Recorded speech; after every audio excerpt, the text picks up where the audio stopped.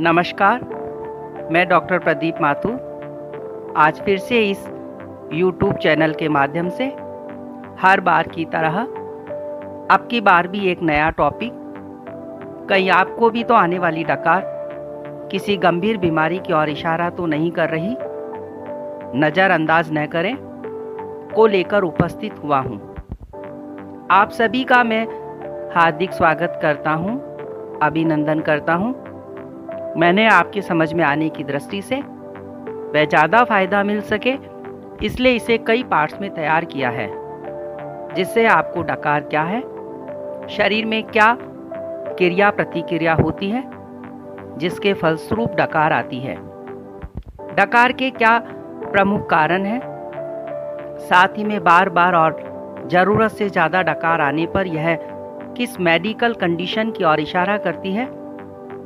अब डकार से राहत पाने के उपचार व कुछ होम रेमेडीज तथा बहुत कुछ अन्य इससे जुड़ी संबंधित जानकारियों को समझाने का अथक प्रयास किया है। अतः आपसे मेरा अनुरोध है कि आप प्लीज़ इस टॉपिक पर बनाई गई वीडियोस के सभी पार्ट्स को शुरू से लेकर अंत तक जरूर से देखें, सुने व समझें तथा जिस किसी को भी ऐसी प्रॉब्लम हो उन्हें अवश्य शेयर करना न भूलें, जिससे उनको भी अपनी प्रॉब्लम का सॉल्यूशन इसके द्वारा मिल सके। क्योंकि हम प्रतिदिन देख रहे हैं कि आजकल परस्पर विरोधी खान पान और रहन सहन के तौर तरीकों के कारण पेट व पाचन क्रिया के रोग निरंतर बढ़ते ही जा रहे हैं।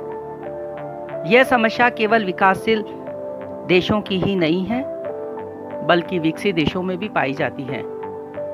कोई भी वर्ग हो, धर्म हो, व्यवसाय हो, आयु हो, योग्यता हो, इसके अतिरिक्त कोई भी जेंडर यानी स्त्री या पुरुष हो, कभी न कभी किसी न किसी पाचन क्रिया संबंधी रोगों के चंगुल में फंस ही जाते हैं। ऐसे ही रोगों में से एक रोग है डकार आना। यह डकार क्या है? मुंह के रास्ते से हवा को बाहर निकालने की प्रक्रिया को डकार कहते हैं। हालांकि यह एकदम नेचुरल प्रोसेस है, परंतु जब ज़्यादा और बार बार ऐसा होता रहे तो यह शरीर के लिए नुकसानदेह भी हो सकती है और यह किसी गंभीर बीमारी की ओर इशारा भी कर सकती है। भोजन करने के बाद डकार आने पर इसे पाचन से जोड़कर देखा जाता है। यह तृप्ति और संतुष्टि का प्रतीक माना जाता है। बहुत से व्यक्ति तो ऐसा मानते हैं कि भोजन करने के बाद यदि डकार आ गई तो इसका मतलब है कि खाना पच गया। यह उन व्यक्तियों को बहुत नेचुरल लगता है, जिसके बाद वे अपने आप को बहुत हल्का भी महसूस करते हैं।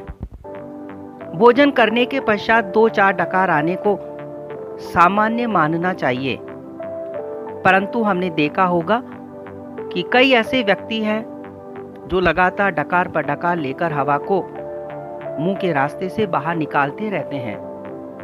कभी कभी तो यह हवा बाघ की गर्जना या विस्फोट की तरह बाहर निकलती है।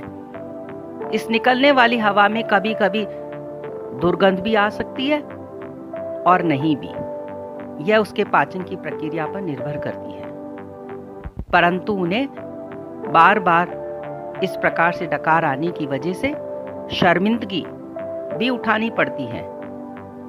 डकारें आना वस्तुतः कोई रोग नहीं है, इससे कोई नुकसान भी नहीं होता, परंतु बार बार तथा जरूरत से ज्यादा और वह भी बिना किसी खास वजह से डकार आना हो जो शर्मिंदगी का कारण बन रहा हो, तो यह आपके लिए चिंताजनक हो सकता है।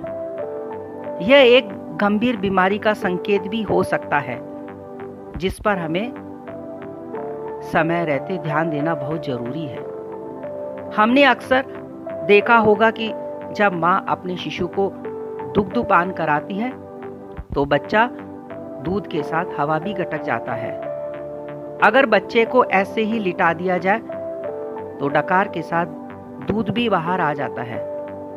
इसलिए माँ अपने शिशु को दुग्धपान के पश्चात कंधे पर रखकर ठपकी देकर डकार दिलाती है, ताकि हल्की हवा डकार के रूप में बाहर निकल जाए और दूध भारी होने से पेट में चला जाए, जिससे उसे उल्टी ना हो।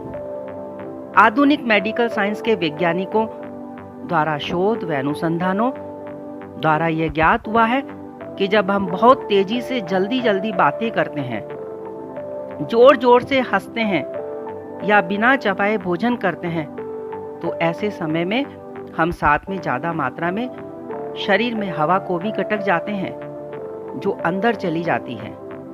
या ऐसे व्यक्ति जिनका हलक सूखा रहता है, वे थूक की कमी की वजह से हवा गटकते रहते हैं, परंतु यह हवा हमारे आमाशय में प्रवेश नहीं कर पाती है, क्योंकि भोजन नली, जिसे ईसोफेगस कहते हैं, एवं आमाशय का ऊपरी भाग जो इस भोजन नली से जुड़ता है, जिसे कार्डियक ऑरिफिस कहते हैं, ये एक विशेष प्रकार की कमजोर इंस्पिक्टर मांसपेशियां, जिसे लोअर इसोफेजियल इंस्पिक्टर कहते हैं, की संकुचनशीलता से बंद रहता है। यह सिर्फ भोजन एवं पानी ग्रहण करते समय ही खुलता है।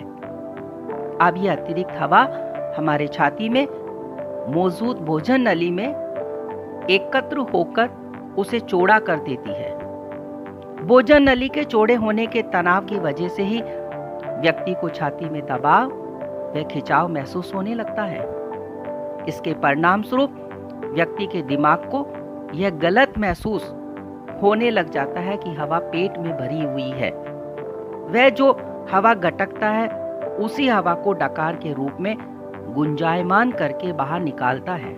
कहने का तात्पर्य यह है कि व्यक्ति सम ही हवा निगलते हैं और फिर उसे असहज गैस्ट्रोइंटेस्टाइनल लक्षण के रूप में आवाज के साथ डकार के रूप में बाहर निकालते हैं। यह दीर्घकालिक यानी क्रॉनिक तथा अल्पावधि यानी एक्यूट भी हो सकता है। इस गुंजायमान आवाज के साथ कभी कभी कुछ इस प्रकार के लक्षण भी देखे गए हैं, जिनमें कुछ ऐसा भी होता है। कैसा? जैसे बार बार चक्कर आना, पेट का फूला हुआ होना, उल्टी या जी मिचलाना, आंखों के सामने अंधेरा सा छा जाना, सीने में जकड़न महसूस होना, इसके अतिरिक्त पेट दर्द होना इत्यादि लक्षण भी साथ में हो सकते हैं। आगे की चर्चा अब हम इसी के पार्ट 2 में करेंगे। तब तक आप इसी तरह से हमारे साथ ही बने रहिएगा, कहीं पर न जाइएगा। धन्यवाद, नमस्कार, जय हिंद।